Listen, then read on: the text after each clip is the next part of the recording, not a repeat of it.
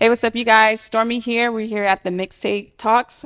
I have Jason with me and I have Marissa. And our special guest today is Austin, known as Dotty on Instagram.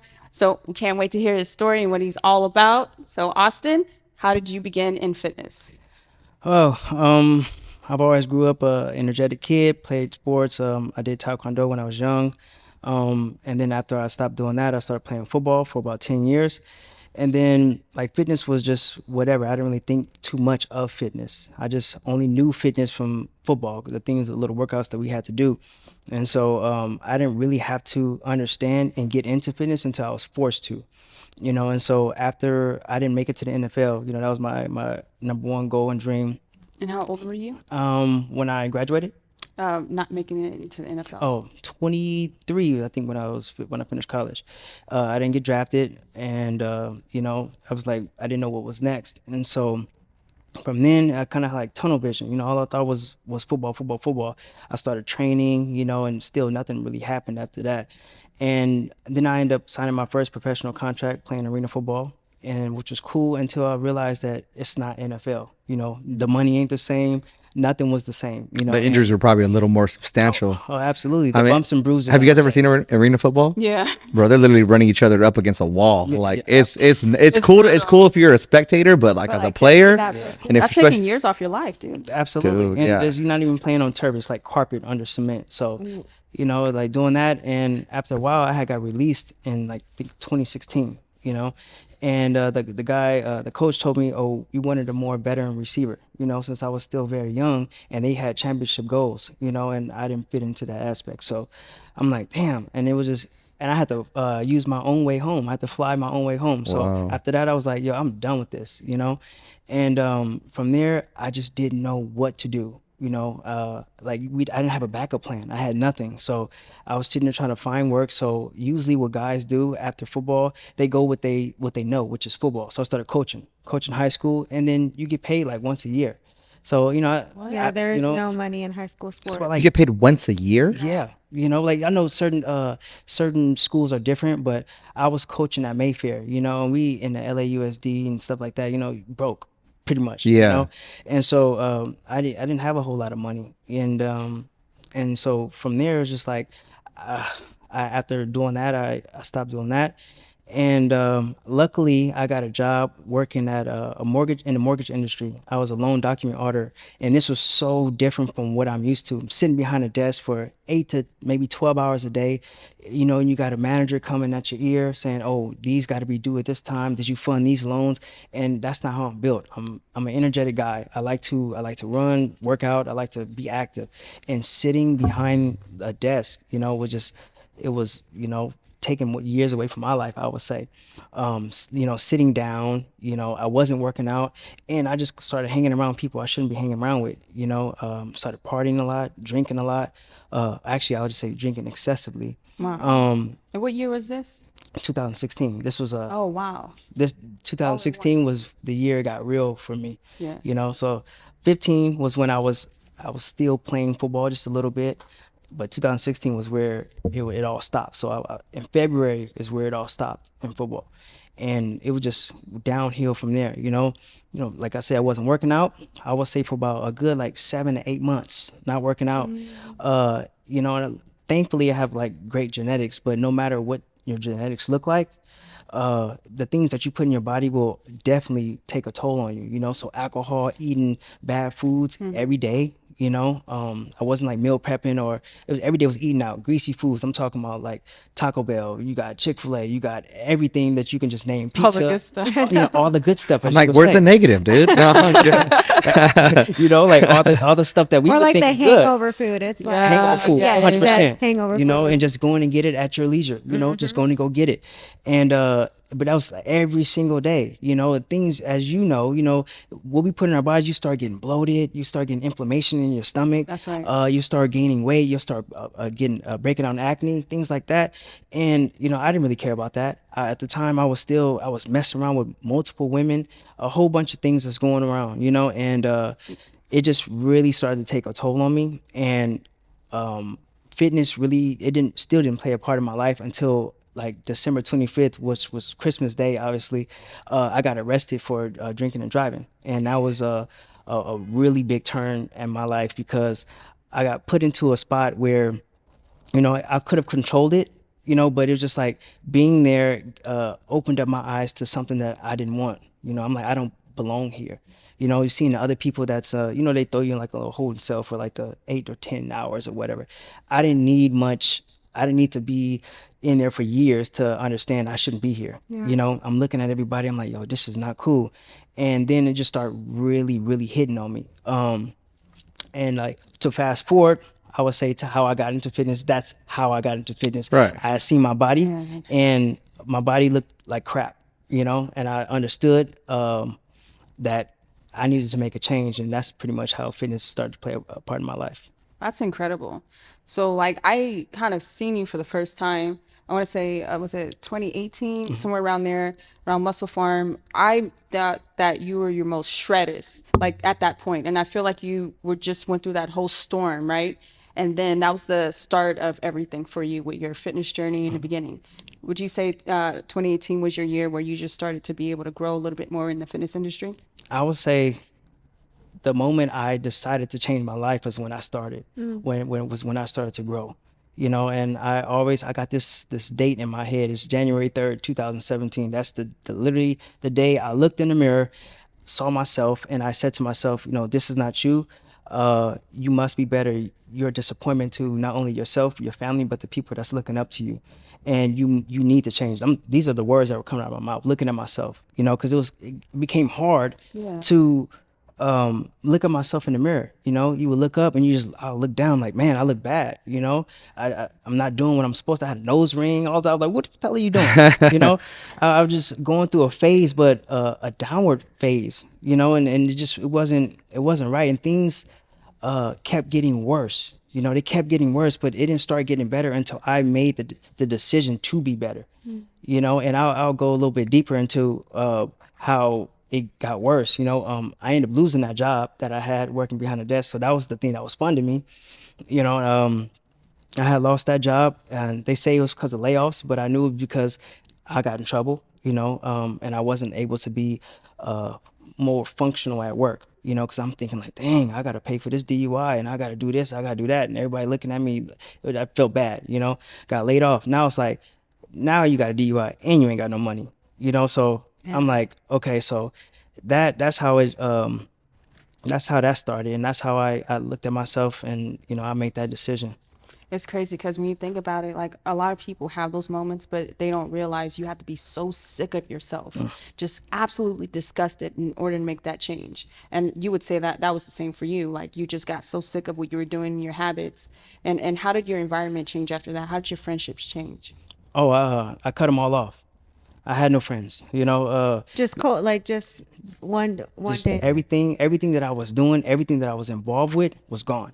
I took it all away because like that whole little personal encounter with myself in the mirror, that's when I knew. I was like, I'm done drinking, I'm done smoking, I'm done messing with these girls. Everybody is just gone now. You know, the people I was hanging out with, I don't need to talk to you no more. So if they was to contact me, I'd say, God bless you, and it's a wrap.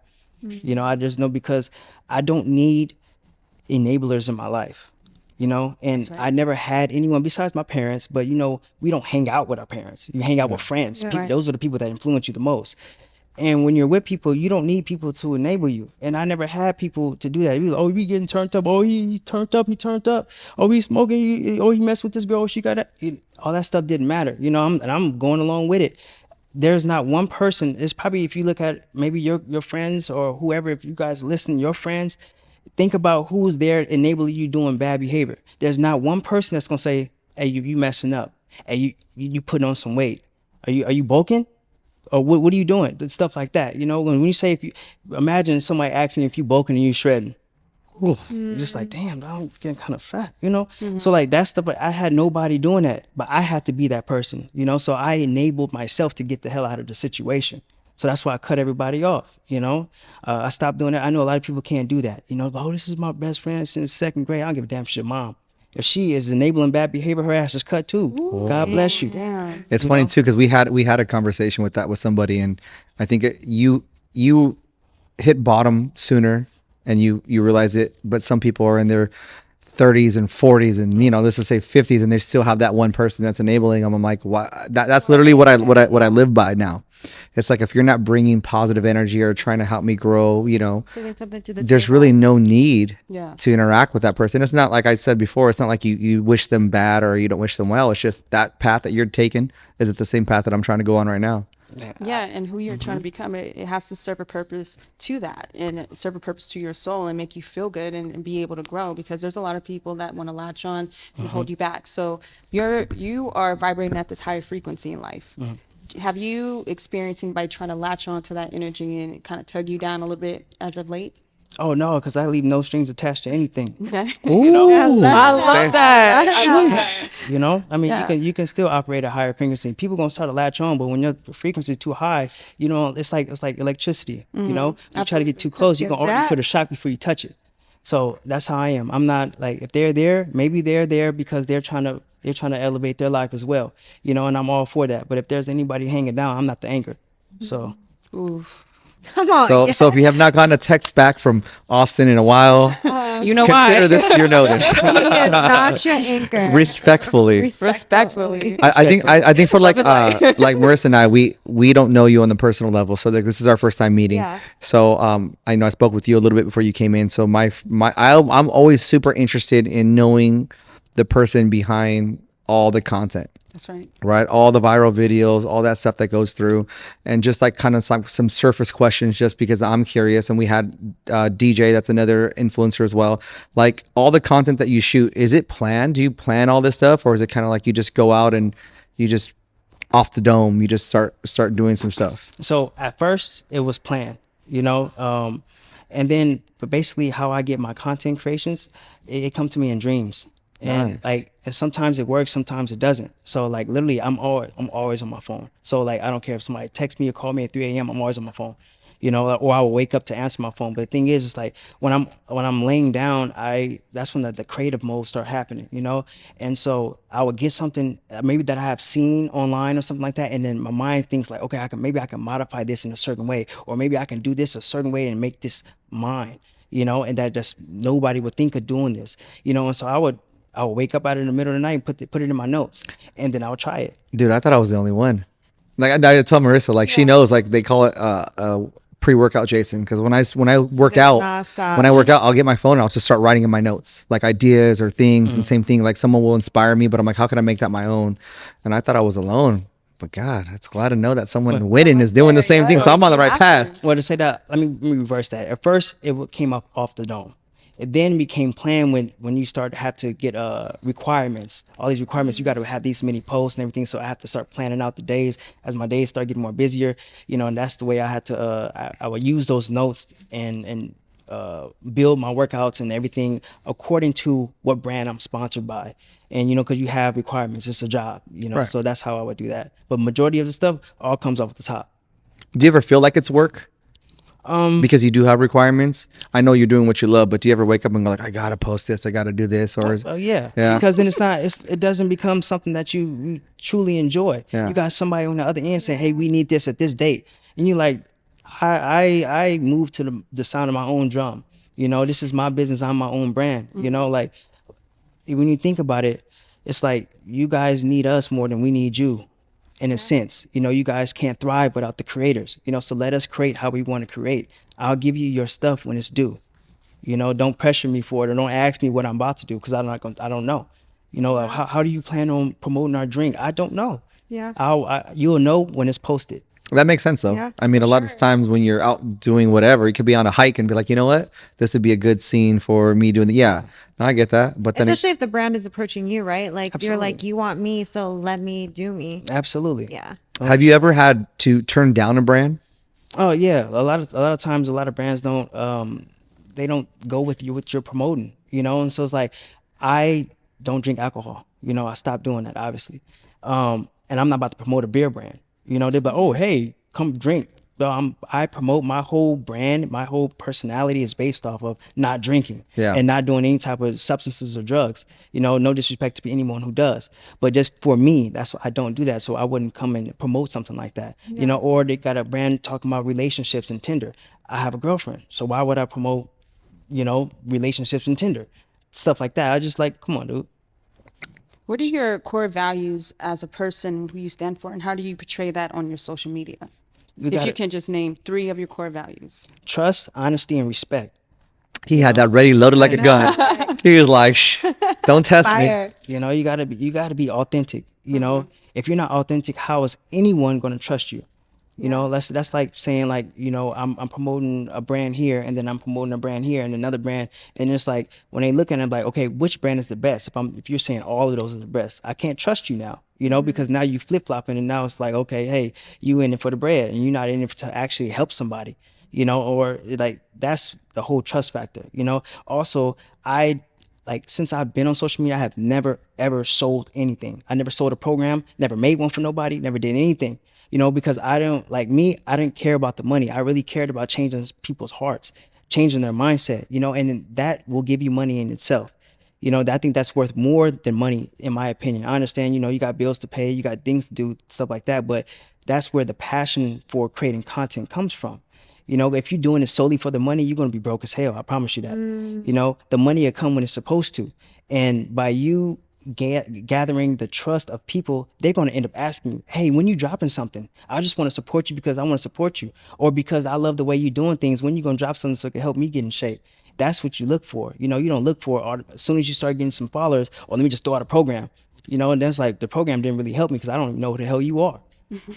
Oh, I love that. I I absolutely. love that. And especially in a world where, Instagram, you can be whatever you want, right? You can portray whatever you want. I like that you try to keep it on, well, you do keep it authentic.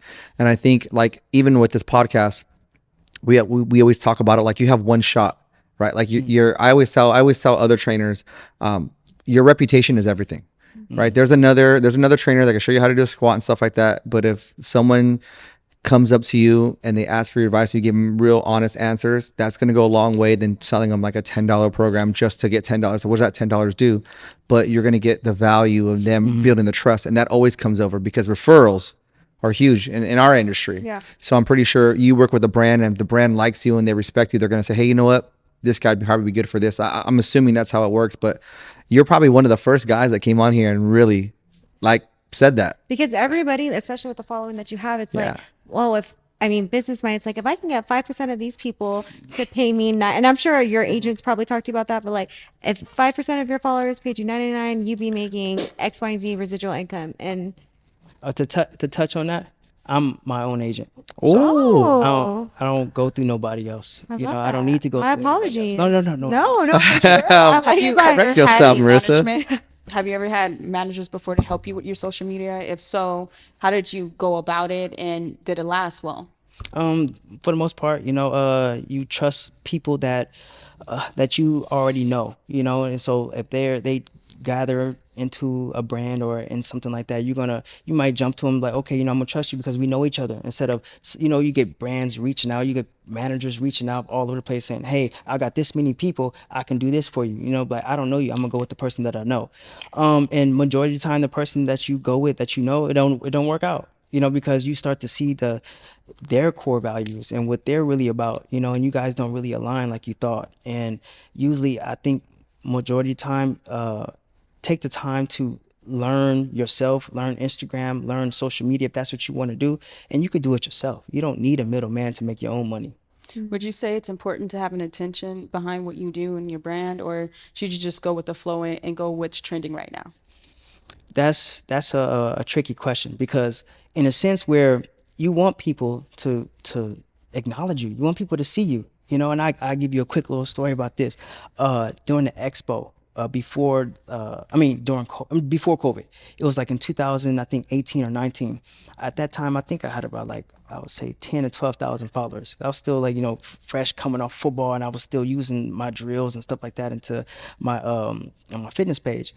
And walking through the expo, I'm thinking like, 12,000 followers, I got, people can see, nobody said nothing to me. Nobody walked up to me. And that kind of bothered me in a sense, because I'm seeing like, I'm waiting in line just to shake somebody's hand. And I don't say that in an egotistical way, like, oh, I'm better than this guy. I'm just saying like, I should be here too. You don't do anything that I can't do. You don't know anything that I don't know. You just have more acknowledgement than me. I didn't care about how much money a person had, or how long the line was. I just looked at it and was like, hey, I can visualize myself being in this situation and I should be here. And so instead of people walking around to see, oh, who all here, I was looking like, how can I get here? How can I have people coming saying, hey, I'm inspired by you? And that's just being authentic. Continue doing what you do, because it's ultimately going to come to you. And crazy enough, the expo that just passed, had about 15 to 20 people come shake hands and say, hey, I'm inspired. And that meant so much to me, because it's like, I was the one in the line. I was the one looking like, damn, man, I wish I can do that. And then it happened to me, and I didn't mean like, oh, I got 15, 20 people coming up to me. It's just like, damn, I just touched 15 and 20 lives. Yeah. Nice. Yeah, absolutely. And you even made it on the cover of Men's Oxygen magazine, right? Or that's Nice. incredible. Congratulations How was on that. that? No, it's awesome. I would say in a sense that was one of like a good goal of mine, and I want to be on the cover of something, and it's just not, it's for my parents. I just want them to be proud of something that I did, knowing that where I came from and how I built myself up. And I never, ever, ever once asked for help from anybody, not even my parents. They had the money to help me. They had the resources and everything to help me, but I never asked for help for anything, because I dug myself in my own hole and I had to use the ladder to get myself out. So I wanted to do it on my own. And by that, I used my own resources, my own network, and my own work ethic to get myself onto multiple covers of magazines. It might not mean nothing from other people. They might, oh, for me, it meant a lot to me. Like, yo, this where I came from a mug shots to be now smiling, ripped up on a damn magazine. That'd be cover. so crazy, a before and after photo. I was gonna say, if you have that, I absolutely do. yeah, that'd be a nice little piece of content. Wow. Sure. But so you reaching these goals, did you ever think when you started Instagram? And I mean, a lot of the questions that we got were like, a lot of the questions that we got from people were aspiring to be kind of where you're at now. And I think you're dropping a lot of knowledge, because you're letting people know in an industry where is a lot of fakeness, being authentic is going to go a lot longer, a lot further than just falling into typical trends. But when you first started getting into it, when did you realize like, okay, I can make this as a living? Like, what was the first milestone for you as a fitness influencer that you were like, this is I can make a living off of this? When I first got my first brand deal, which was, I would say, in 2020, that was the time where everything was going to crap. Nobody had money at that time, and I got my first brand deal, and that was with Ghost, and I was extremely appreciative at that time, because I'm like, yo, I'm literally about to make some money for doing something that I was already doing. Like, I don't have to work extra hard. I don't have to be behind a desk. I don't have to have nobody screaming in my ear. They allow me to do what I was already doing. Now they're going to pay me for it. And I thought, I was like, yo, I can really make something from this, but it all started with passion. At the time, I still didn't too much care about the money. I only cared about the money in a sense where it's like, okay, now you're asking more of me now. So now you're going to need to pay me something for my efforts. Because like literally, I was my own videographer. I was my own director. I'm the talent. I'm the editor. I was doing everything on my own. I had to invest my own little bread to get my own cameras, to get my own software, to get my own computer, to everything to make to inspire the viewers, and then you come and ask me, oh, I need this amount. I'm like, what you putting up? Because supplements just ain't gonna work for me. The supplements ain't gonna pay nothing for me. I'm like, and I don't even take supplements like that. So it's like, I need some type of collateral or something like that, because it's like nobody in this world works for free. Right. And I'm not going to work for free. So if you're going to ask something of me, then you should just know that, you have to have something in collateral. Man, that's heavy. It seems like throughout this whole fitness, you know exactly what you want, but did you ever struggle with depression at any point? And how do you deal with that and constantly working out and staying on top of everything? So in the beginning of the journey, but actually before the journey even started, that whole little time of, me, partying and drinking and everything like that, I solely struggled with depression, because football for that long period of 10 years, was all that I knew. Like I said, it was tunnel vision. all I cared about was NFL, NFL, NFL. You know, and you playing college football and things like that. You know, you just want to go to the league. That's your goal. That was the long term goal. But in a term, I didn't think short term. You know, I never thought short term. I always thought I'm going to the league, but I didn't do the short term things to make myself available for the league. You know, and so when that didn't happen for me, I'm like, damn, what do I do now? And I started working this job, and then after I got in trouble, and then I lost the job, and then at the same time, you know, I had a little 1-year-old girl, her name is Mia, and her mom was battling Crohn's disease, you know, so she had, you know, a lot of problems with her gut health and things like that. Yeah, And she it's was a bad autoimmunity to deal with. absolutely, and she was in and out the hospital, you know, and she had at one point she was like 130 something pounds, and then she dropped down to like 90 something, you know, and at the time, I'm not gonna lie, I was a piece of crap. You know, I wasn't the best man. I wasn't always there, you know, and I was just still trying to figure out who I am and what I want to do. I was still, you know, screwing around doing dumb stuff, you know, while she was in there struggling. I got an energetic ass kid right here, you know, and then it's like, now I'm thinking she's not going to make it. I'm about to be a single pop, and I'm broke, and I got a DUI that I got to pay for, and I have to provide for a 1-year-old that's super energetic, and I don't have nothing.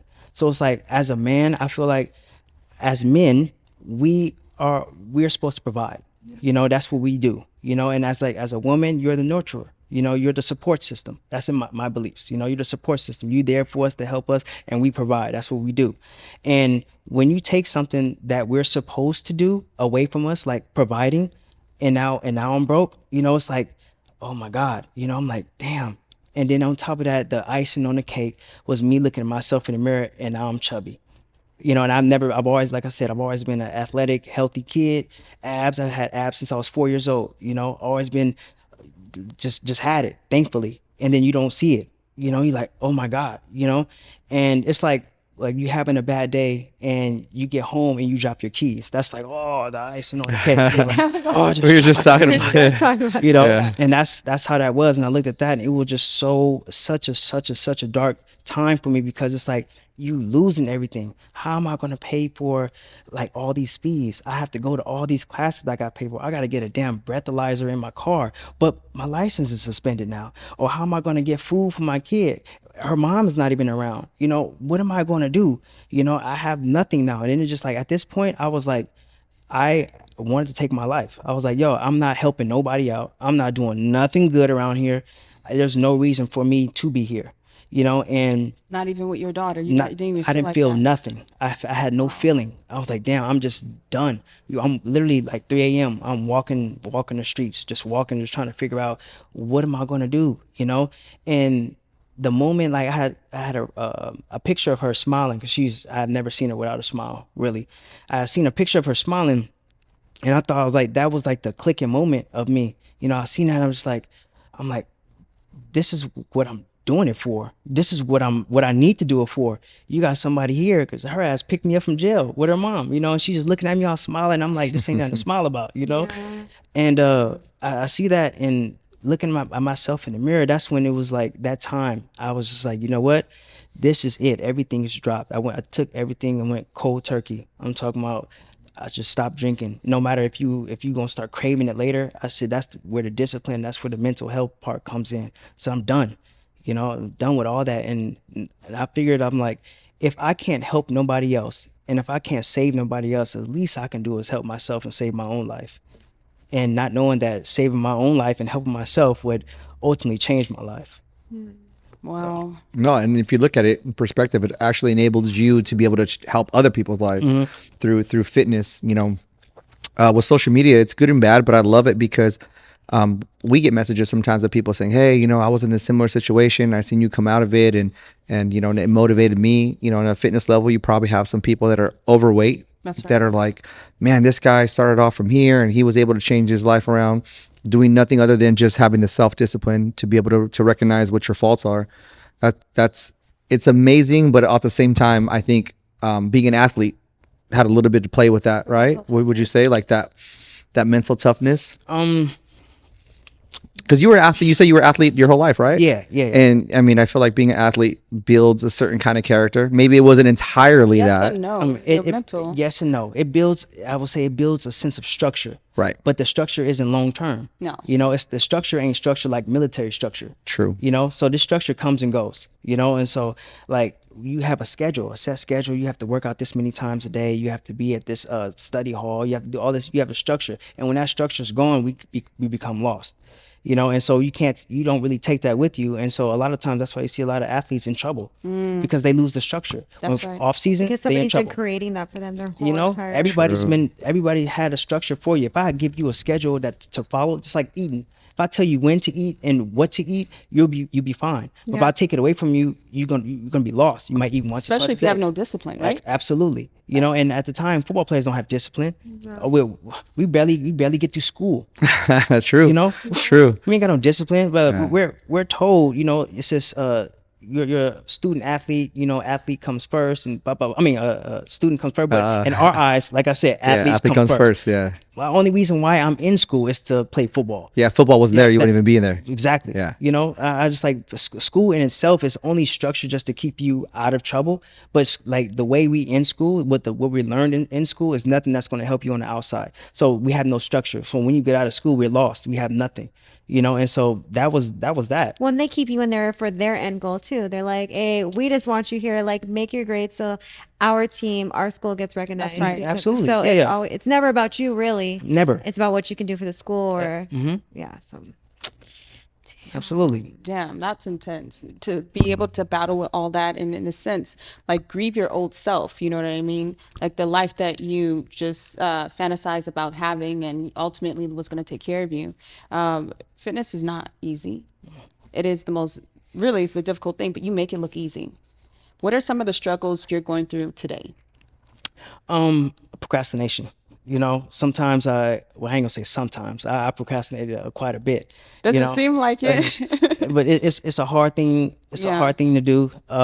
You know, it's a lot of things that I can do that I should do, but I procrastinate on doing it. And because I sometimes, you know, I allow self-doubt to come in, you know, and to people that's viewing, you know, self-doubt kills all your dreams. It'll kill everything for you, you know. And the reason why, like, you can totally control what you're fearing. You know, you can control that, you know, and like procrastination is also equal to fear. You know, you procrastinate because you're afraid that whatever's going to happen, it may not be the result that you want, you know. And so I procrastinate a whole bunch, but I am working to get better at that by creating a schedule for myself, you know, gathering some structure, you know, because like as an influencer, I know you don't like that term, but Not. I mean, I don't. prefer- like but Content creator. She prefers content creator. I'll explain that in a second. But like I would say, as an influencer and a fitness digital content creator, you know, you make your own schedule. You know, you're free to do whatever you want. You can wake up at any time. Yes you want. and no. That's yes and no.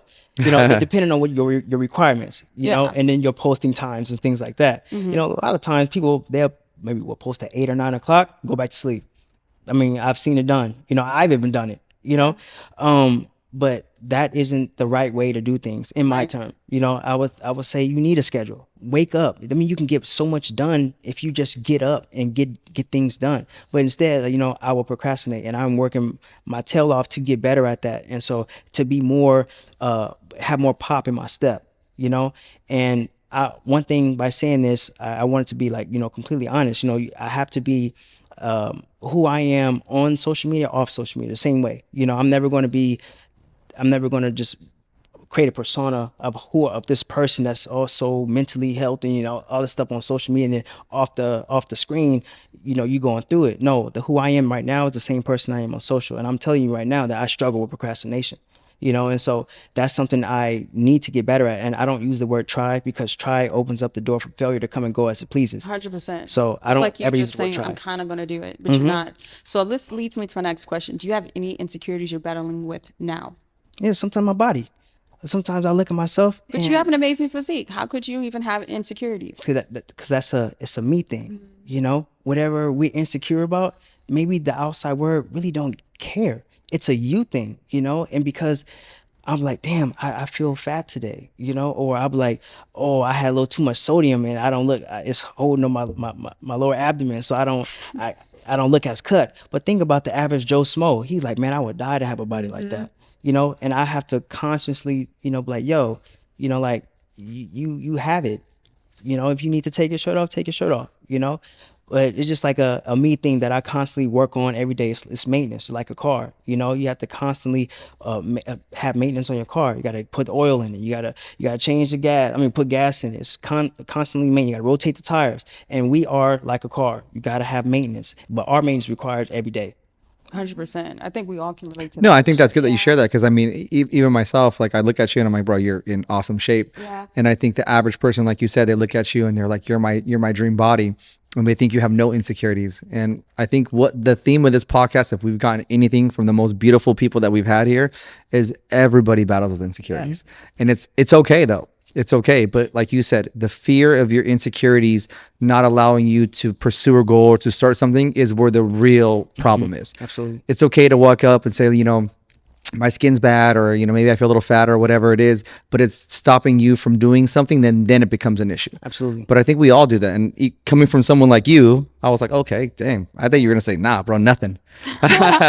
You know, because you thought see so you. too. Yeah, I thought you'd be like, bro, insecurity, look at me. But, you know, it's good that, you know, your audience sees that, you know, you battle with the same struggles as everybody does. And I think that humanizes you. Because when we see you, you know, she's like, send me his IG. She's like, oh my God, he's in great shape. I'm like, yeah, you know, so we expect you to come in here with a certain amount of, I don't even want to say confidence, but just like I would say confidence. air of confidence where you're like, you know, I got it. But I love that you're very vulnerable right now and you're kind of speaking from the heart. When it normalizes It you. normalizes brings you. down to like the average Joe Schmo, the Joe Schmo, like, all right, like I could hang out with you and get some coffee right now, you know, and just have a normal afternoon. So But I bet you if you pick your daughter up from school, they're probably like, oh my God, whose dad is this?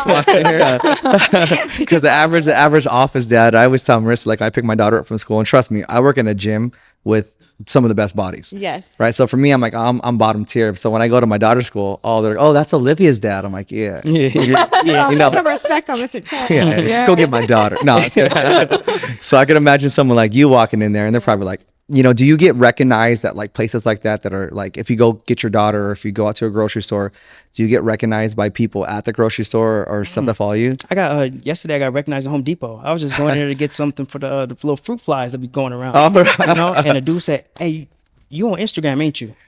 I'm like, "I am." You know, and he was like, "Dotty, ain't you?" And I'm like, "Yes, sir." And he was like, "Man, hey, keep doing what you're doing, man. I'm gonna hit you up." I'm like, "Do that."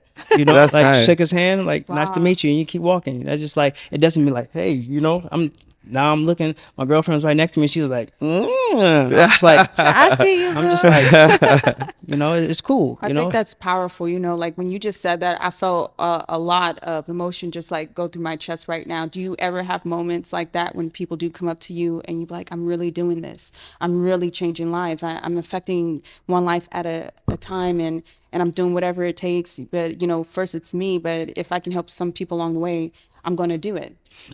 I would say so. It's more than just like, oh, hey, I see you on Instagram doing backflips and doing crazy, silly stuff. It's different when a person comes to you and just says thank you. Like that is, you know, it's more deeper to me because you know exactly what they're talking about. Two words says a whole lot, you know, and they just come shake your hands, just says thank you, and you look at them and they walk away, and that's like, damn, dude, like you've done something to really impact this person's life. You know, they don't have to say their name or what they're going through. It's just thank you, and just know that they're trying to get along as It's well. like an automatic connection. Yeah, that's big for me.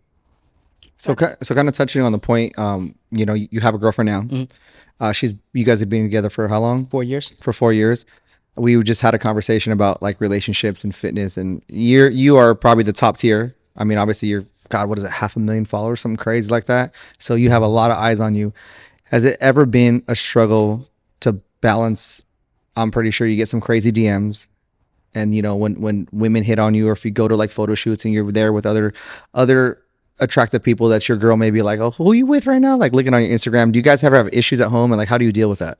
In the first year that we were together, you know, because I didn't really think that I wasn't too sure of I was still going through my mental phase. I'm not saying I was messing with other women or anything like that, but I just wasn't sure that, like she was going to be around that long, and so I wasn't always, like locked into her. I'm not meaning, I was so more selfishly focusing on myself, and that's not saying like, oh, I was out talking to females or anything. I was just focusing on myself, and I wasn't like intuitive to her needs. I wasn't listening to her, and then she's from the Bronx, so she came from like a hard background as well, and um, she had her own insecurities that she had to deal with, and she projected those insecurities onto me. So it would cause friction a lot, because I'm like, I'll be sitting there, I'm like, I'm not like these other, I hate that term, I'm not like these other guys, I'm like, I'm not these other dudes that's gonna sit here and tell you what it is. And I told her straight up, I said, I don't need you. I said, I don't. I mean, I can do this on my own, but that's a dumbass thing to say, because you can never do it on your own. You always need somebody. Yeah. But I told her like, I don't need you. And at the time I was prepared to die alone, because I wanted to be by myself and only myself. And she came in and she kind of just made me realize and kind of taught me how to be a boyfriend in a sense, and it means a lot to me, because I'm still learning. The relationship I was with before, I was a kid, I was a broke kid, I didn't have nothing, and so like, you want to talk about like being depressed. Let's say at her birth, I remember her birthday, because she's 7 years older than me. Her birthday, we had went to a place in Beverly Hills. I'm like, I had $7 in my pocket. What the hell you doing in Beverly Hills? I had $7 in my pocket, and all her friends was there, and it was for her birthday dinner. And I felt so bad. I didn't know what to do. She slid me the money under the table to pay for her food. And so it made me, so when I took it and I put it up there, and it made it look like it was it was me doing it. That is a bad feeling. That is a terrible feeling. I didn't know how to be a boyfriend in a sense where we never went out. We never really went on dates like that. We pretty much, laid in the bed, watched Lifetime, majority of the time. We didn't do nothing. I had no money to do nothing, and so I never knew how to really be a boyfriend, and then so her name is Marilyn, the one I'm with now. She would be like, why are we never going nowhere? And I'm like, fuck, I'm like, damn, I need to balance out my life. I need to separate social media from the person I'm actually living with. I'm like, hey, I need to, make sure her needs as well come first too. I understand I'm making money and I'm doing this, but she's relying on me. I'm the only one she got here. At least let her feel like, she has somebody and have some security, and so it's every now and then, it's nice to, do good things for her, and because I mean, she deserves it. Wow. Does it feel nice. good now knowing like you have a team? Like when you were so used to being on your own, is it nice to know you can come home and you're like, I got a unit now. Like I have a support system. No, because I never think of it that way. I still, in my mind, it's hard for me. I still think I'm alone. I have a question for you, because I'm really curious. Out of everything you're saying, and I could be wrong, so you can correct me. A lot of things are ego driven for you. And when you're speaking, it's about you, and you haven't really programmed yourself to be in a position of accepting this team because you have a point to prove to yourself, in a sense. And I could see that from you. Again, correct me if I'm wrong. But what point are you trying to prove to yourself That I'm that you worth can't prove it to your family? that I'm worthy of being here. And you have not accepted that. Nah, not yet. Why not? Because I feel like I haven't done nothing yet. I haven't done enough yet. I haven't stepped out of my shell yet. So you haven't celebrated any of your small wins. Mentally, I say thank God.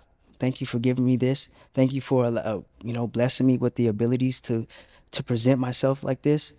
But Don't you think if you were to accept those kinds of things, you would feel like you're winning a lot more, and then things would be on another frequency, another level for you once you let those things in without having your guard up and that ego like holding you down in that regard towards your family and also your girlfriend?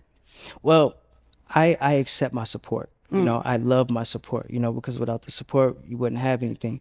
But I would say, like, do I need the support? No. I accept it. I love it. But I don't need it, because I understand that. It's like an add-on. Yes, a lot of growth comes from within. So many people have so much support, but they're dying on the inside. They don't know how to embrace the support, or if the support was to go away, they don't know how to thrive without it.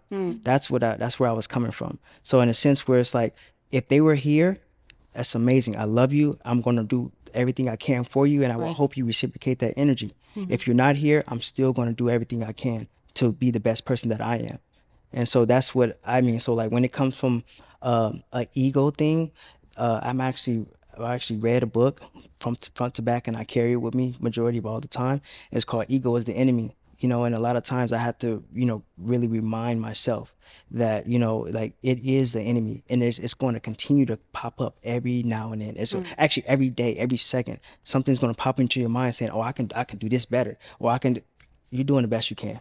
Keep it that way, and ego at a point, even like now, has definitely played a part into my life. And I wouldn't say it's a positive thing, because every time ego comes in, it kicks me on my ass. I'll give you a quick story. So I do Taekwondo right now. I went back to like my roots, and I love martial arts. And I had went to, in the school, I'm looking at everybody in the school. I'm like, everybody, I don't care. They, second, third degree black belts. I'm like, man, y'all ain't nothing. Like, I'm him, And my master, he's a 14-time national champion, Olympic referee and things like that. And I have, a goal to get to the Olympics, and he looked at me. He was like, was the workout easy today? I'm like, it's easy every day. Like, this is what I do. And he didn't smile. He was just like, come back. And I was like, okay, cool. And I put my stuff back on. And next, one of the other instructors came to me and was like, hey, you may want to stay after class, because master's going to come out and give you some work and drink some water too. I'm like, what the hell? 1 minute later, I was probably on the ground getting ready to pass out. I was so tired. And he sat there and looked at me and was like, now do you see? I'm just like, damn. And so during the time where he was giving me this like hard training, it just literally only 1 minute passed. My mind was flowing during that time. And it just kicked me into reality. It's like, yo, you need to forever be a student. The minute you become a professor and you think you start to die. You start to I'm regress. surprised that's not one of your core values. I'm surprised you didn't say that. Forever be learning, Oh, that should be. You gave me three. I gave you three most important. He said that was the fourth one. You gave me three. I give you the top three. But I would say, if you want to be younger, if you want to forever feel youthful, keep being a student into your life. Keep learning as a number one core value, and you'll forever be youthful. You'll ever have knowledge. You can never know too much. You should forever be a student, even if you know it all. Nobody knows it all. No. You know what I'm saying? Yeah, I was about to say. And so I looked at that. I'm like, I apologized. I'm like, you know what? Because you got humbled. You know what I'm saying? You just got exposed. You thought you was that, and whatever you think you are, you're not that. I mean, let's go and take a look at we going to boxing terms. Canelo thought he was that. Oh, He yeah. stepped into a ring with another guy. You are not that.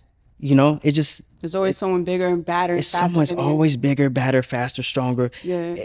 They always that. You know what I'm saying? So you just always have to be a student and always continue to learn, no matter what. And from that point, I was like, you know what? I'm just gonna keep my mouth shut, and I'm gonna work. And when I feel ego coming into it, I no ties. You gotta cut it off. Yo, we here. We're gonna continue work. We're gonna learn, even if it's the fundamentals, because the fundamentals will never die. You learn the fundamentals every single day, and that's how I keep ego away from me. That's a wrap. Thank you guys so much. Mic drop right there. I could kind of relate to the ego part of it. But I think for me, having my daughter helped me realize, like, okay, what is this end game? What is this end goal? And, having a child, I think, changes your life dramatically. Not just obviously the physical and stuff, but the way you think. So like you said, you still have a little bit of ego because you feel like you're not him yet. What do you need to accomplish? Like, what's like your 5-year, 10, whatever it is? I don't even want to put a year in it, but what would you accomplish where you're like, okay, I made it. I'm him. I'm at this level that I wanted to get to. Like, what does it look That'll like? never. I'm never gonna. Never. Yeah, I told you. I'm never. Boy, gonna you feel did like go I'm back, him. get that book, read it again. You never stop learning, though. You never Yeah. stop evolving, right? Can you relate to Yeah, that? I feel absolutely. like that's one of the things, and I know you guys relate too. You just never ever stop evolving, and that's a massive thing. Yeah. But I mean, I guess with me, it's like, but when will you be okay to celebrate? Like, celebrate the win. You can always celebrate the wins. Okay. Yeah, you can celebrate. So you them. still give yourself like Like- a little pat on the back. And, Yeah, but not too long. Okay. People pat too long. Yes. You know, Okay. now you got to move on to the next venture. Sheesh. You know, Yeah. pat too long. Like Yeah. I'm Yeah. I'm a huge Eagle fan. We won a Super Bowl. We still clapping next year later. Did we make it? No. You still clapping at the last year's Super Bowl. That's already done. Yeah, Shit passed. yeah. Move on now. Yeah. It's already happened. At least you know? guys won one. So, you know, it's just like Yeah. I say, like also in like football terms, you know, you guys win the game, you take that Saturday, man, hey, we did good. That Sunday, you need to be reviewing film on the next team. You know, you Yeah. have to get right back into that grind, that student mode. But if you keep patting yourself on the back, you still living off your old celebrations. It's time to make some new ones. No, facts. No, I sure. think for me that comes from like I worked corporate for a while, and corporate and fitness industry. You're only as good as your last month, right? So you'd go, you'd kill your budget, and then it'd be the first. Like right now, I would be celebrating somewhere with my team, like, hey, we did it, and then Tuesday would hit, right? Whatever day's the first, and you'd be like, all right, we're back on. So I never had a chance to celebrate. So I kind of took that with me, and like opening the gyms, it was like, okay, I got 2 gyms, but okay, I want like a third, or I want like a fourth. Pat myself on the back. Let's keep it moving. Right. What's the next goal? What's the next task? Like I would use this like let's say if it's in a social media term, you know, you put a video out, it go viral, crazy. You like, oh yeah. Tomorrow people gonna forget about that video. You got to go back and do it again. You know, so you can't live off that one That one celebration, hype. that one hype, because now you gotta do it again. You only as good as your last video. You're almost good as your last video. Oh, the social media. See, you guys think social media is so easy. These guys just wake up. Oh, That's yeah, why I it's love not a this. I real love this thing. because you actually put like, I think what we see, and when I say we, I'm a fan as well. You know, I look at people on social media and I'm like, oh, that just looks like the life. Yeah. But then you're going over, okay, I got scheduling, I got obligations. I'm my own content creator. I got to be creative all the time. I'm up at 3 a.m. writing notes. I'm negotiating my own deals. So it puts a lot more in perspective, like, oh, okay, you're following your passion, doing it, but you still put a lot of work into it. Yeah. And I think that's where the stigma comes from when people go like, oh, you know, I think we talked to Stormy, like, what do your parents think you do for a living? She goes, they don't even know. You know, they still think I do just fitness, but there's a lot more that goes into it. So like people on the outside that maybe work the 9 to 5, they're like, oh yeah, you just show up, turn on a camera, but they don't understand, like, no, bro, I like do all my own contracts, all my own negotiation. Like there's a business So side many to it. hats you wear. Yeah. So like you guys that want to, and I think I'm talking to more of the people that were asking questions like, oh, I want to do this because it looks so much fun, which it does. And I want to do this because my passion. Is it really your passion, or do you just see him doing it, making an income and thinking like, okay, this is fun? And I tell that to everybody, like, is this really your passion, or is it like someone's just making easy money? Yeah, I can elaborate on that. I get a lot of like DMs of people saying, how do you grow your social media? Or, you know, how can I get to where you are right now? You know, and my answer to that is like, why do you want it? What are you doing it for? Are you doing it just to have numbers and to get acknowledgement, to have some money? Or what are you doing it for? Is it passionate to you? Or like, where do I start? You start with your craft. Go learn what you're getting ready to do. You know, like, oh, I want to be a fitness trainer, blah, blah, blah. Do you know anything about fitness? You have any certifications? You have any educational background on what you're getting ready to do? Or are you just about to go in there and wing it? Because wing it ain't going to get you nowhere. You have to have a sense of knowledge of what you're getting ready to do, because you're putting other people are trusting you with their lives. In a sense, you're taking on that responsibility of changing someone's life. You better know what the hell you're talking And about. if you fuck up, it's amplified. Yeah, it's on you. Yeah. You know, like, do you have any insurance? Let's talk about that. Wow, you're speaking Marissa's love language right now. We just Like, connected. Trainer insurance. Yeah. Trainers, send that to You know, you go out there and you tell somebody to do a squat and they not doing it right, and you on your Yeah. phone, you ain't paying attention, Yeah. and they do it and they hurt their back and they want to turn around and sue you. Do you have any insurance? Yeah. Do you have anything to help you out in that sense? You better know what you're talking about. Exactly. Yes. Ooh.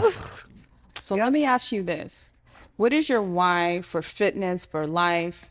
And also follow that through with a mantra or a quote that you live by on a daily basis. I wanted to be happy. That was my really my reason why. Now I look at it, I want to make my kid happy as well. I want to make my kid proud of her dad doing something, you know, but I can't pour from an empty cup. So I have to make sure my cup is full at all times, you know, and that's not saying in an egotistical way. I just need to be happy, because Of you can't do course. anything without happiness. Yep. You know, you can actually have the most money in the world. You can be the best this, the best that, but if you're not you're dying. Yep. You know, or you just, something's going on with you, you know, and I want to make sure that whatever I do, I'm happy, you know, and because when you do that, you can project that happiness, that energy to other people. and I can just show them the way. That's really what it is. Show them the way of how to live life thoroughly in a good way where you can be happy, you can be successful, you can not have much and still be happy. You just have to be grateful. What is happiness to you? Happiness is, it's a feeling. I would say it's a feeling. It's a feeling of happiness. You know when you're happy, you know when you're sad, you know when you're not feeling right. Happiness is when things are going correct. Happiness is progression.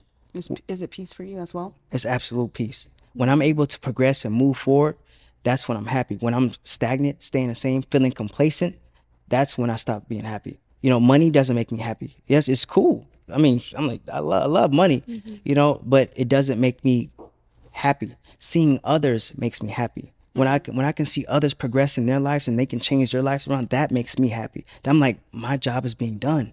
I'm doing the right thing. So to answer your question, happiness is peace to me, and happiness is progression.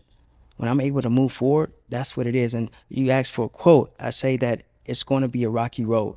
We all know that your journey of life, whatever you're doing, if it's fitness, if you're a cook, if you're a singer, whatever you want to do in life, is going to be a rocky road. Just put your gravel shoes on and move forward.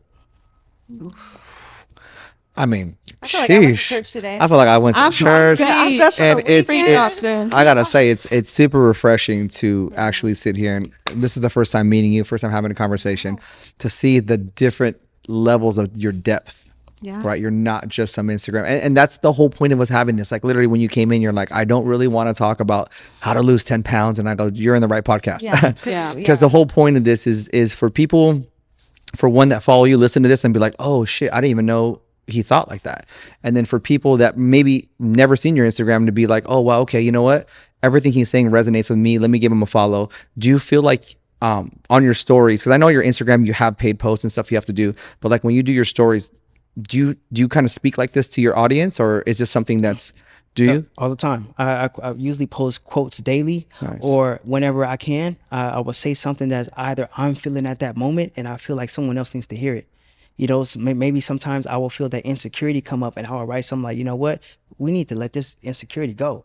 And other people may feel insecure and they're like, yo, this is a word, this is a message. And I'm like, well, because I felt like someone need to hear it. Because if I'm feeling like this, I know some other people are as well. For sure. And so I always want to make sure, like, it's never about me. It's past me now. It's more about what I can provide for the people, and it's not getting into their pockets, it's getting into their hearts. I want to make sure that that person can change, because everyone else, they're dealing with their own traumas, their own battles, and I want to help them see things differently, because if you change your mental, you can change your life, and that's the biggest thing that you can ever give somebody. Yeah, seeing a man just be vulnerable and humble is so enlightening for other people, because I'm sure people look at you and expect A, B, and C, like you're tough, mental toughness you've already talked about, but actually being like, yeah, no, I am tough, but I still had to work through things to get here. And to me, that just makes you super relatable to us all. I mean, especially me right now. Yeah, I think for us too in the fitness industry, we got into it. I mean, I could speak on my own, and I know you because I know you so long, is we always celebrate the wins of our clients. Like I would be like, oh my God, so-and-so wore a bikini, check this picture out, they just posted on IG. And that's when I have a consultation. I always tell people like, what's really driving you? Like you said, like what's you're really coming from?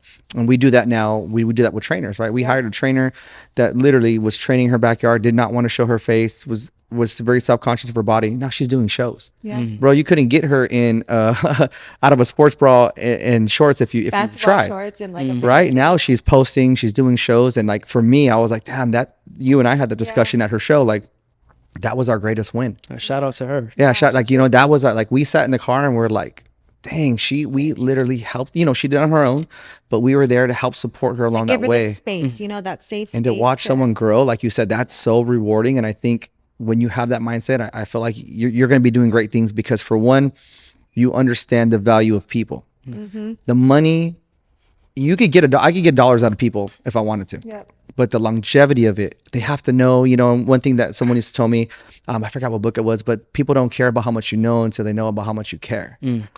right? So when we do a consultation or you do something like that, when people know how much you care about them, whether that's in the relationship with your girl, whether even that's with my daughter, or the business relationship we have, you know how much I care about you before we even talk numbers. Yeah. You know, okay, I can trust this person, and the numbers are going to come, the dollars are going to come, but building that relationship is worth more than any of that. Yeah. And I think you hit on a lot of those. So, dude, I'm a fan already. Yeah. Shoot, if I could follow twice, I would follow twice. I'll triple tap everything. But we got a lot of questions. We got a lot of questions from your audience. I know Stormy has some of them on her phone. So let's deep dive into these questions that we have.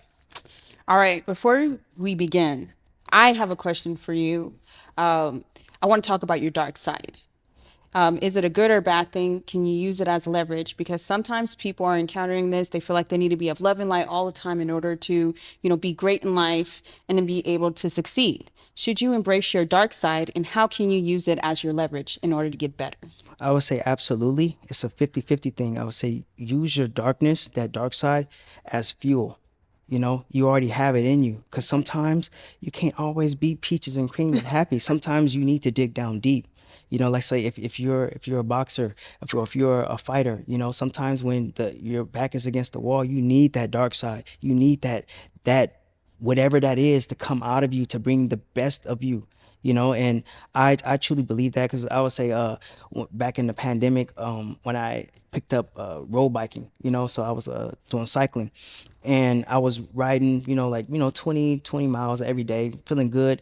And then one of my neighbors, he's a professional cyclist, and I see him every time, never talked to him before, but he came up and said, "Hey, we going for that Century ride on Saturday, you down?" I ain't never went past like 30-40 miles, but I'm like, yeah, I got it. I was the only one riding. Everyone, they all left me. So we went 100. Total was like 104 miles. It was from Carson to Dana Point. So we was going on PCH on the hills and things like that. You drive by, you fine, but when you riding it, you don't get a chance to look at the scenery. You're grinding up the hill, And on top of that, it was 102 degrees outside. So that I really had to tap into, like, I felt like my legs were cramping. I wasn't properly nourished. I was cramping up all over, and I still had about like 40-50 miles left to go, and one of the guys dropped off. He was throwing up on the ground. He had to call an Uber to come get him. Wow. And I'm just like, I said yes. I have to be a man of my word, and I have to push myself to where I want to go. I said once I was going to do 100 miles, but are you ever ready? Who knows? Put yourself to the test, and I got on that bike, and that seeing everyone leave me, they flew away, and I'm like, I'm by myself, not even know where I'm going. I just got the little thing, little GPS thing for me. So I'm just like, oh my God, I'm hurting. I have pain, but that dark side kept me going. I just like, you know what?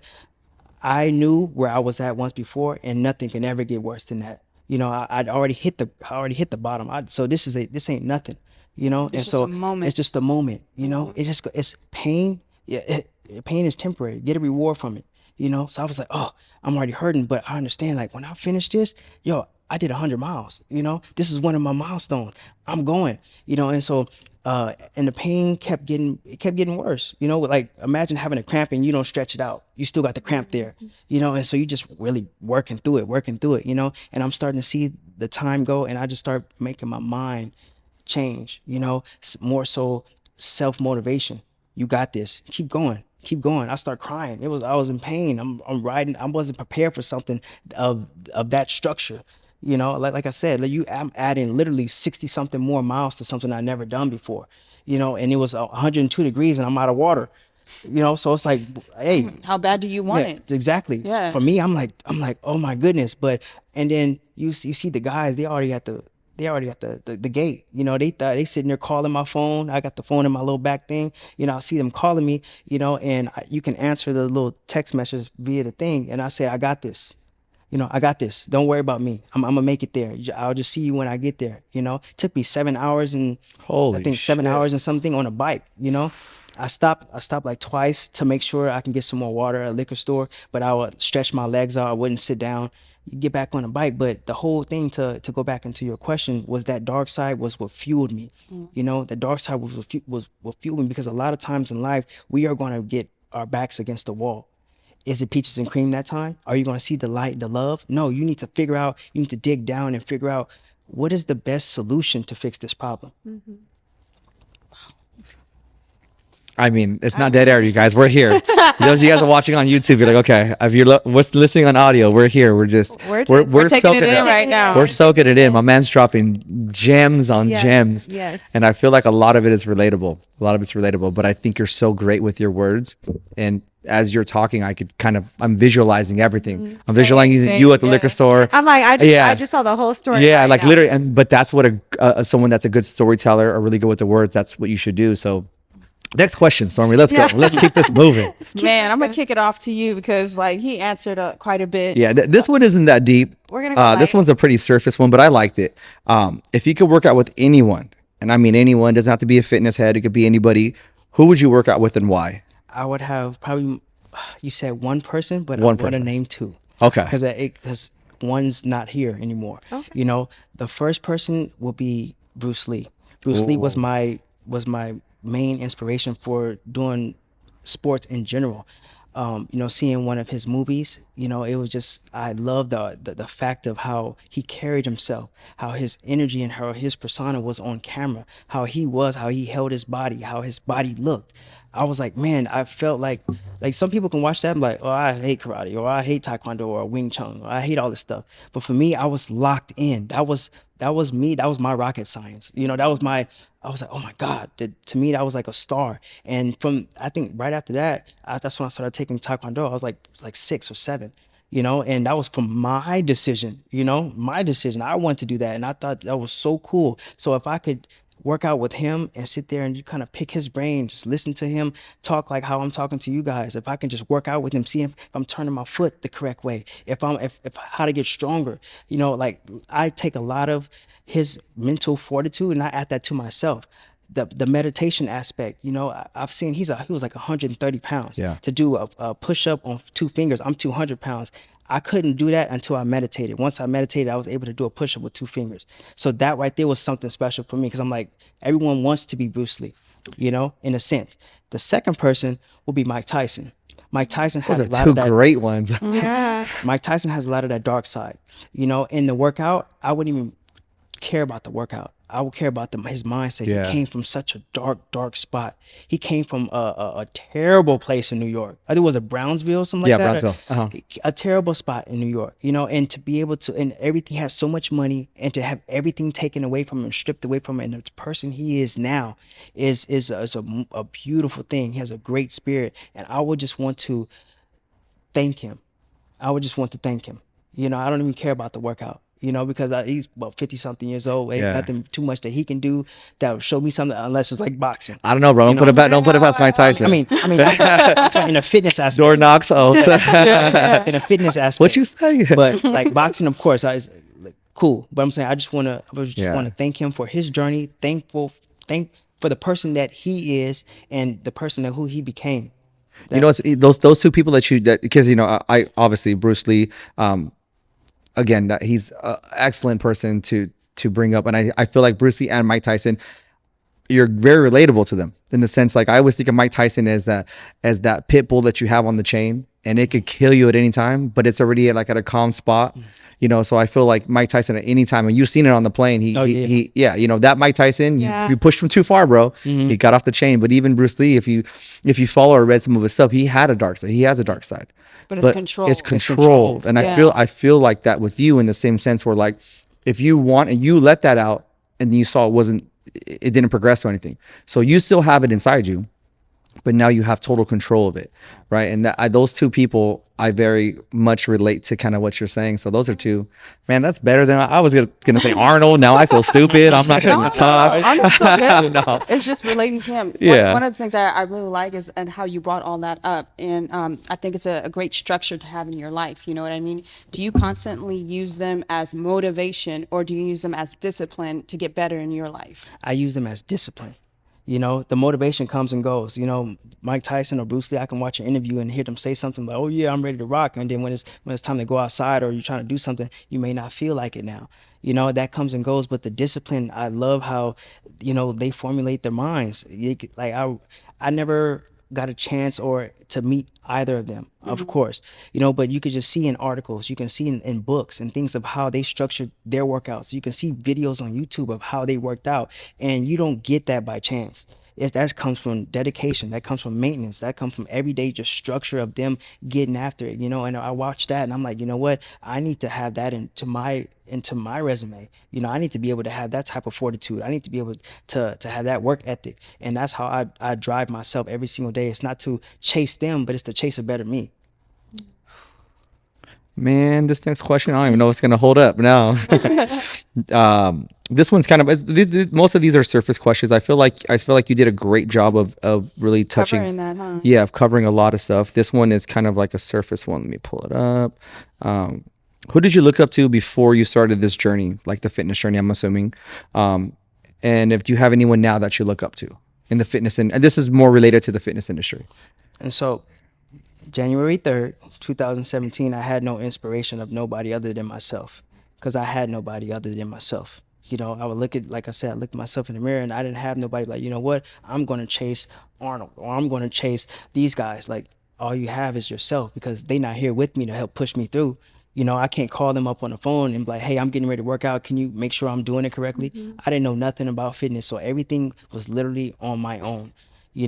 And that was extremely big to me, and I take it to this day. Now someone who influences me is, obviously my kid, because I would want her to look at her dad and be like, hey, like when she gets older, like, my dad was a beast, my dad, he did this, not, oh, my dad was a drug addict, or my dad was in. No, I want her to be proud of who her father is and be able to brag about that because of how I carry myself. And then in turn, I want to show her how she should carry herself.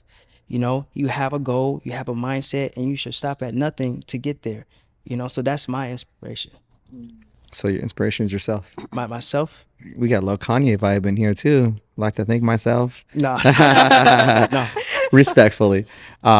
This one, I think you kind of touched on that already. So I want to go to, and a lot of these again are like the surface type questions. Where is this one at? And it's funny that they are, because nobody knows me. And that's the beautiful thing is, like, because again, outside looking in, people just know the surface. So they're asking, like, you have so many of these. These are like, I'm literally going through and it's favorite workout, favorite muscle group. How do you keep your abs? Da, da, da. This one I just like because I feel like we could end on this one. This one's kind of lighthearted. Cheat meal. Ooh. Like, if you had to pick right now, don't worry about your abs. You don't worry about shooting any content. You could pick up some food and then take it home after this long day. Where are you going? To the donut shop. Oh, you're a donut man, huh? I can eat a dozen, like, like In one sitting? In one sitting. But it's not good, of course. Like, No, it's your cheat meal. but I don't like to have too many cheat meals. Okay, what's your favorite kind of donut? I'm a sprinkled girl. What's Regular glaze.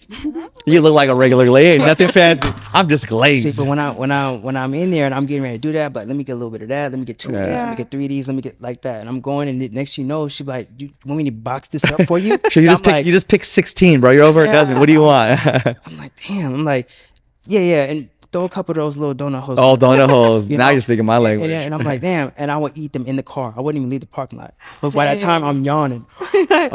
By the time I get home, go to sleep. Like, that's terrible. I don't do that often, like, at all. But if it was to cheat, I would go grab a donut, or Sweet tooth. I can eat a whole box of pizza on my own. Pizza. But I don't do this often. At No, all. of course not. Oh, yeah. Like, this is like once every maybe 3 months, 4 months, maybe longer. I don't do that. When was the last time you sat in your car and immersed yourself in donuts? And donuts, Yeah. like plural. Yeah, donuts, not one. I had a donut recently. No, I'm talking about that dozen. I would say probably maybe like last year sometime. Dang. Where I That's good, would go. And just grab it. what made you get the donut? Like, Oh, it was hungry? just like, Oh, it was just a random day. Random Tuesday. Lack of discipline, I would say. Driving by, you look at it and be like, oh, let me make that turn. Yeah. And I feel like like spirits make a big part of your decision. Because it's like, Next, you know, there's no cars coming, so now you can make that U-turn. Just telling you, Bro, like, you know, you know how many You made times it so easy. you know how many times I easy for really you. do that? Like I'll be like, you know, fuck, I really want In-N-Out. So I go in, I'm like, this is a long ass line. That's a sign. Yeah. Like literally, But like, if the line, if but there's if the no line's one short, out- I'm like, okay, God wants me to have Yeah. In-N-Out. Like, I'm like, let's go then. Yeah. ain't no cars right here. I can make a quick U-turn. Right? But that's Okay. a test of your discipline. Yeah. Do you need the donuts? Nah. You know, I didn't need it. You know, But so- bro, the line in and out is only short for so long. So to me, that's a True. window of opportunity that I Yeah. just took. And it's always right off the freeway, so you're either Yeah. like yes or no, and it's like an In and out, you bastards. But then I think about it like this: the devil always makes what you want easy. Easier. Oh Yep. yeah, Ooh. all day. And he Ooh. still I have ends a- on a gym. Okay, so just sticking to who you are and your core values and being your true authentic self, what advice do you have to your followers who are trying to get into Instagram and build their social media platform and just look at brands to work with? So, if this is what you want to do it 100%. Don't half-ass it.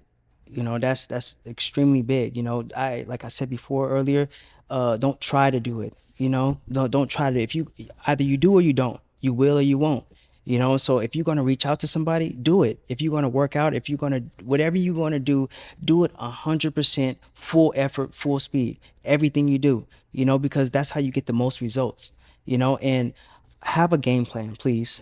You know, have a game plan of life. You know, and this is a big thing that I work on, and I preach this to myself and others daily, is stop thinking long term. You know, I know you're like, well, you're supposed to know because you might not be here long term. You know what I'm saying? Like you be like, where do you see yourself 10 years from now? Like, I don't know. I can step off the porch and get hit tonight, you know.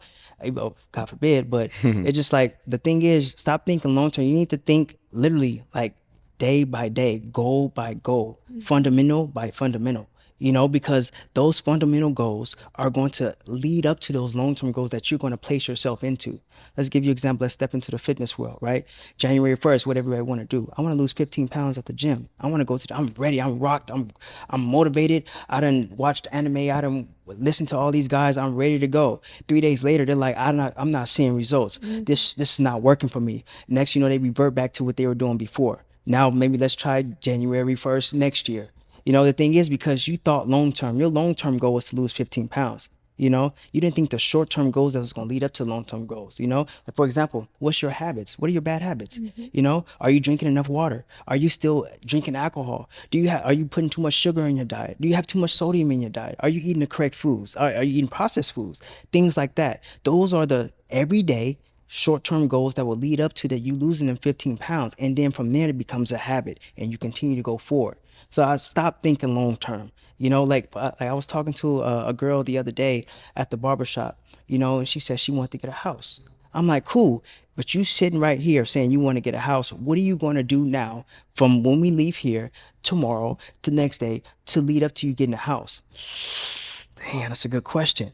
You know what I'm saying? Because now you're never going to get that damn house. You're going to always be where you at right now because you don't have any type of game plan, no goal set up to get to where you need to go. So stop thinking long term. Long term is cool to keep it long term. Keep it there. But you build yourself up to that point. And that's what I would want to preach to anybody that's viewing.